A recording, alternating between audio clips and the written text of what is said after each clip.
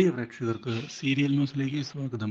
കൂടുതൽ സീരിയൽ ന്യൂസുകൾ അതിവേഗം ലഭിക്കുന്നതിന് ഈ ചാനൽ സബ്സ്ക്രൈബ് ചെയ്യുക. ബെൽ ഐക്കൺ മറക്കാതെ ക്ലിക്ക് ചെയ്യുക. വീഡിയോ ഇഷ്ടമായി എങ്കിൽ ലൈക്ക് ചെയ്യാൻ മറക്കരുത്. മനുവിനെ ഞെട്ടിച്ചുകൊണ്ടുള്ള പുതിയൊരു വഴിത്തിരിവ് വന്ന് സംഭവിച്ചിരിക്കുകയാണ്.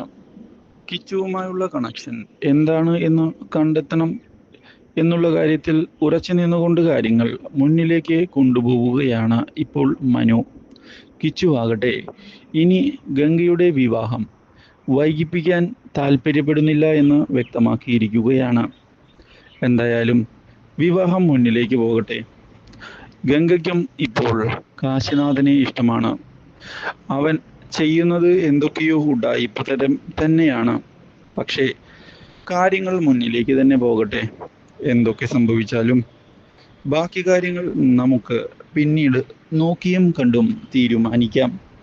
ഇതോടെ കാര്യങ്ങൾ മുന്നിലേക്ക് പോവുകയാണ്.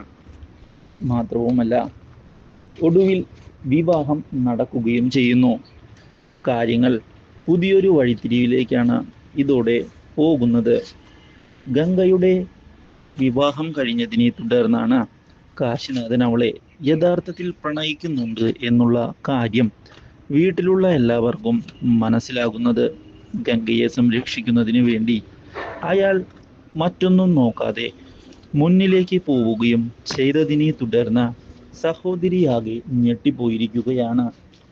ഇങ്ങനെയൊരു ചതി ഒരിക്കലും അവർ പ്രതീക്ഷിച്ചിരുന്നില്ല. ഇതോടെ തൻ്റെ അമർഷം അവൾ വ്യക്തമാക്കുന്നു.